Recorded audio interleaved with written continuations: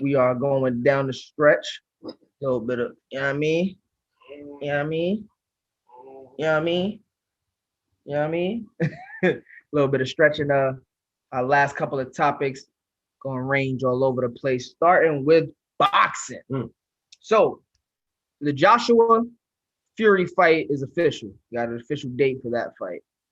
But had John says, because John broke some news with us a couple days ago. New news alert. What happened? I'm fighting for my life to this day. To this day. To this day. The judge has ruled in favor of Wilder's complaint, stating that they had agreed to a 3-term fight. The arbitrary judge states Tyson Fury has to fight Deontay Wilder to this day before September 24th. They have set the date to fight on July 24th. Tyson Fury's manager stated, and that's the date of the fight with for Wilder versus Fury. And then Fury he thinks that he's going to beat Wilder and is already planning to set up another fight with Joshua in either September or October. So are we excited for round 3? Seems like we're going to get it. Round 3, Fury versus Wilder, before we get, what was it? I know Joshua and Fury fought before as well. No, they didn't. They never fought before? No. Okay, so we're gonna get round 3 of Fury Wilder before we get Joshua and Fury, which we're still gonna get, I believe. However, I don't know if this day happens. They're trying to unify all the belts. Mm-hmm. That was the goal behind it. It might throw a wrench in the plan if Wilder wins. What's more exciting to you, Rob? More exciting to me is the Bronze Bomber versus Tyson Fury.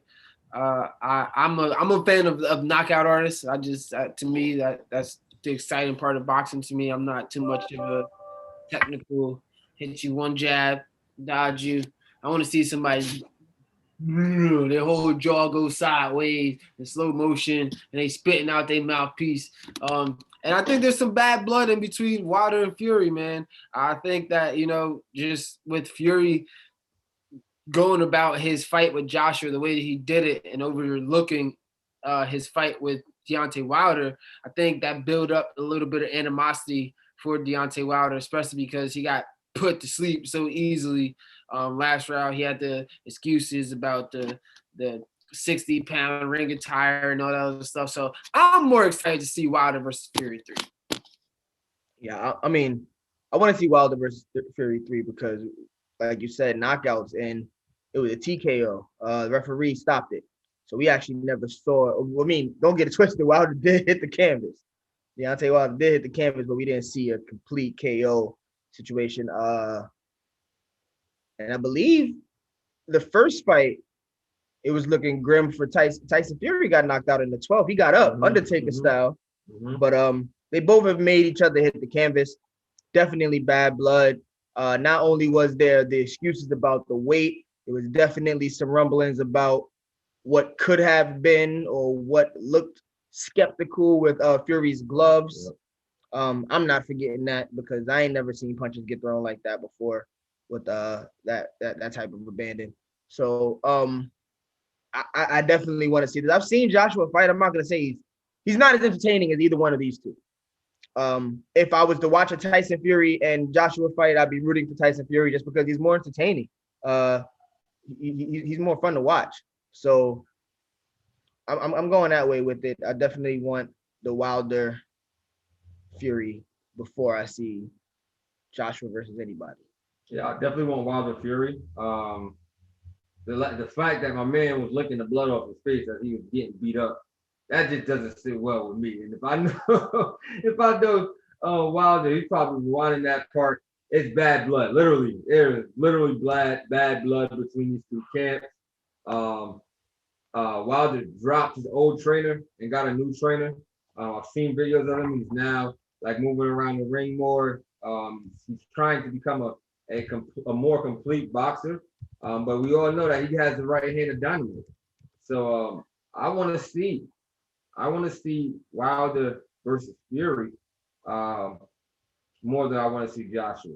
And if anything, I would want to see that fight afterwards and have it be a three-way circuit where they all got to fight each other. Like that would be great for the sport of boxing. When it EA Sports, we still waiting for that game, man. Where's fight night round, whatever. Do it. Like, we had to call 2K or something. We might have to call 2K Sports. Don't call 2K. They'll ruin it. Bring in EA. Moving on. J. Cole.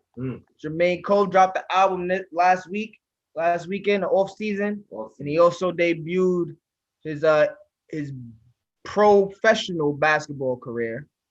Don't want to take anything away from him, but his professional basketball career in Africa, where he has played 2 games up to this point, total of 3 points, about three assists, 2 rebounds, and a steal.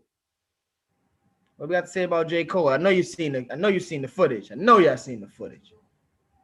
We all know J. Cole got scat, man. But like this game, I mean, you've seen him play with pros before. I've seen him play with pros.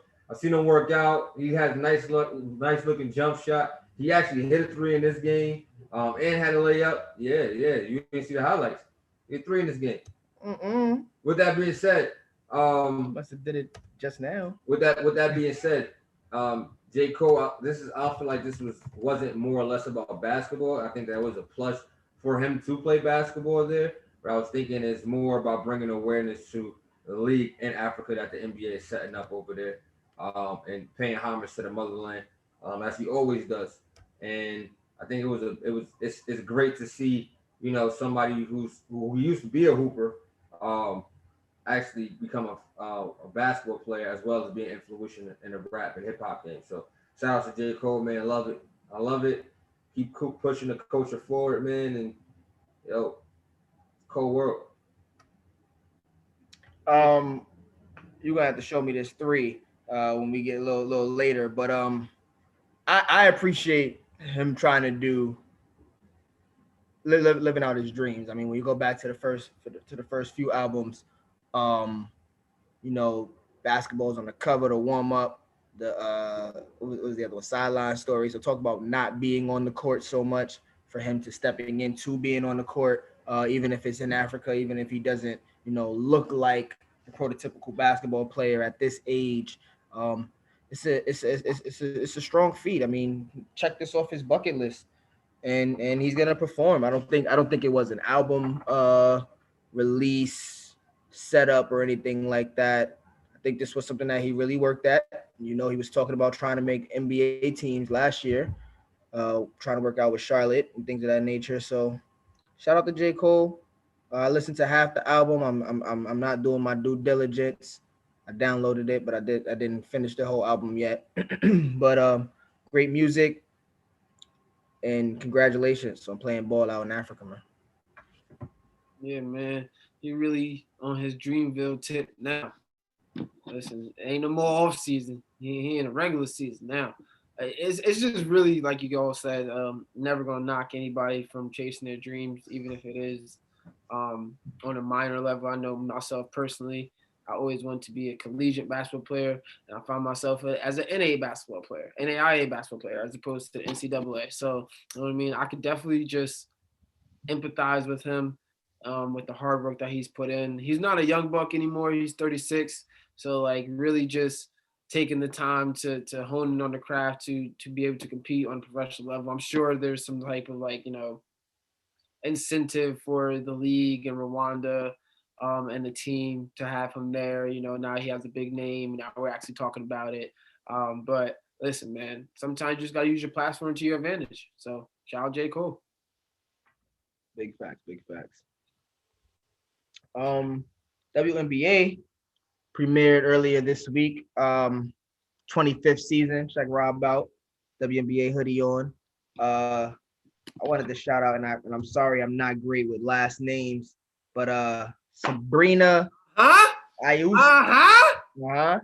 Hey man, Kobe protege.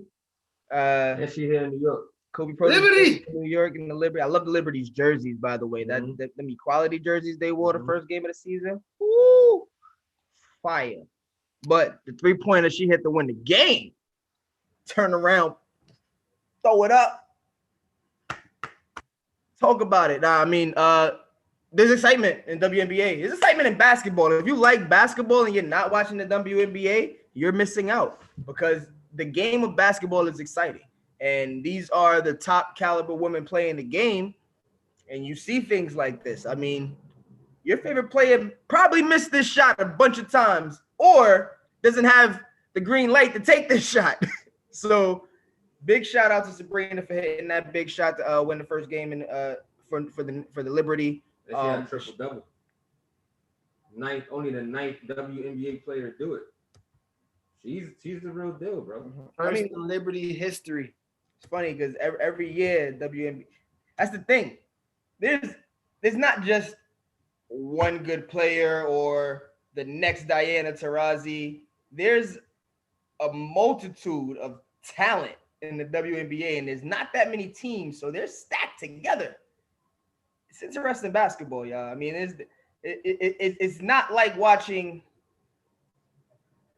Nah, I'm not going to disrespect no NBA teams right now, but I'm thinking about the bottom dwellers, and it's like I'm pretty sure you can get, if not just as entertaining, but a more entertaining WNBA game than you can with, the bottom dwellers of the NBA. I'll put it that way. Listen, the way I see it, I feel like what we're watching right now with the WNBA is like watching Tiny Archibald and Oscar Robertson and Bob Cousy and Wilt Chamberlain and Bill Russell and all those old time Rick Barry, all them other guys, Willis Reeds, who paved the way for what the NBA is today. I honestly feel like that's what we're watching right now. I know they're 25 years old, and there had been pioneers before them. Shout out to Dawn Staley, Lisa Leslie, Diana Taurasi still doing it, Sue Bird, a whole bunch of people. I'm probably forgetting a bunch of names, but like Tamika Catchings, sorry, she's a Hall of Famer. But like, we're watching those people. We're watching not Larry Birds, the Bill Russells, the people who we've never seen play before, but we know their names. I feel like that's what we're watching right now. So I'm just really interested to see how far the game has progressed. I'm every day I'm watching different highlight on Instagram of another female doing something amazing. I literally saw a female do like a super light dunk. There was a dude I was like, granted, I don't know who this girl is, but like, seeing things like that brings me joy to know that they're evolving as athletes and it's going to be an amazing future for them. So shout out to the WNBA, man, on your 25th year. We got next, ain't no more. We got now. It's definitely a we got now thing. They definitely have now. 25 years, man. I remember just remembering the first Liberty game that happened in New York City with Rebecca Lobo.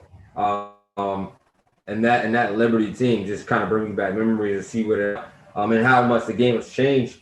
Like, girls handle the basketball like guys, they train like dudes, they have their own sneakers.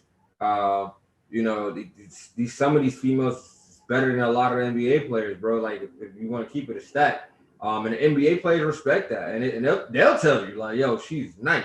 And I think that in that sense, the respect and adoration and mutual appreciation of basketball is now being shared from the NBA to the WNBA, and fighting for equal pay and fighting for all those other things so that they can be seen as another side of entertainment that needs to be watched.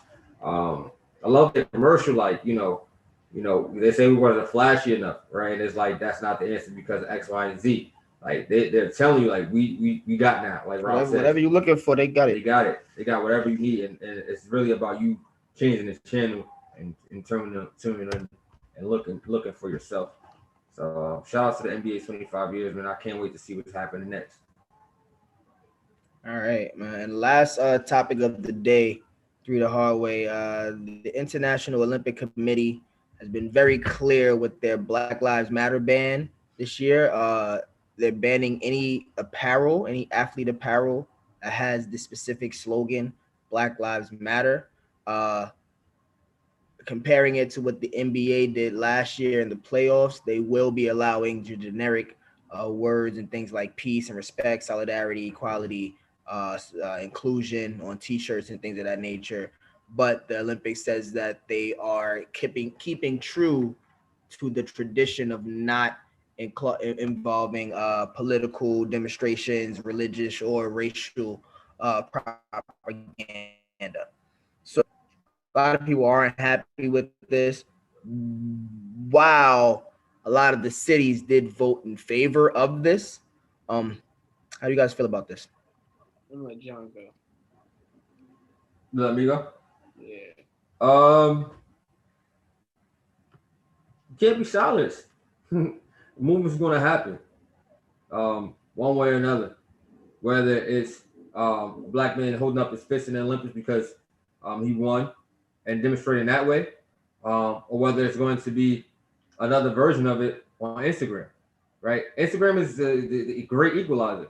Yeah, you can silence me, on the media. I can't speak about it, whatever the case may be. I might not be able to have a Black Lives Matter shirt on TV, but in the locker room, on the street, in the hotel, you're gonna see what I'm about. And because people want that, that personal feel, they want to be able to feel like they're next to the athlete, that's going to be spread, regardless of how they want to, muzzle it. And I understand the Olympics approach on it, but we're in a time of breaking tradition. Then we see that tradition typically sometimes is not right, but sometimes you gotta break the mold. I mean, and this is why we kind of get stuck where we are, because we don't think about the society as it should be. We think about the norms as it is today. And the Olympic is holding true to that. But you can't stop that. You're not going to be able to stop it. It's going to come out one way or another. You kind of stole the words out of my mouth. I remember, but I recall a time in 1968 where Tommy Smith and John Carlos, they had racial oppression, and like you said, John, they voiced their opinion in one way or another, and I can only imagine what's going to happen this year. They may not be able to wear Black Lives Matter, but I would not be surprised at all if a country, a player, a multitude of countries, they make some type of stand and statement that shows the world that this is what we stand for, and it's for equality, and it's against racism, and it's against injustices, because it's happening all across the world. So sports unites people, and I know, like, you try to keep the politics out of sports, but at the end of the day, for a population of people who are misrepresented, and the majority of the role models are athletes, it kind of falls on the athletes to represent the masses. So I wouldn't be surprised at all if they might do a Michael Jordan and have the Black Lives Matter on their T-shirt, and like on the podium they might just slip it real quick, like, you know what I mean, something like that. So I'm interested. The movement won't be stopped. And when you speak of a movement, Black Lives Matter is a slogan. Black Lives Matter is an organization. But that's not the movement. What the words mean is the movement. Black Lives Matter. So I don't have to wear a T-shirt that says the words Black Lives Matter for me to show you on this grand stage, this world stage, no bigger of a stage, that Black lives, in fact, do matter. It doesn't take those three words. I mean, I can paraphrase, I can show you whatever I need to show you for you to know what side I stand on, for you to know what awareness I'm trying to bring. Like you guys said, it may be a fist, it may be face mask with names of Black lives that should have mattered more in their trials and tribulations. But like you guys said, it's gonna happen. These athletes on these world stages, a lot of them are in a privileged situation where they get to perform on these high stages, but they're not 100% removed from what's going on in the world right now. Like we said before, I think it's still at a fever pitch, protesting and demanding equality and equity, and the just being a human towards other people. Even when you look at what's happening with Israel and Palestine, like, you think that's not going to be mentioned on these stages? You think that's not going to be talked about when the world is watching? They'll find their way. You don't need to. You can't silence political in racial propaganda or demonstrations. You just can't. Not on the world stage, not in today's world. So good luck. And like you guys said, I'm excited to see the creativity, the creativeness that these supreme world class athletes come up with to show solidarity to their brotherhood, to their opponents, and also to the situations that the world is going through right now. So I don't think this stops much, but it does stop our show. Unless I got anything else to say, man. Through the hallway.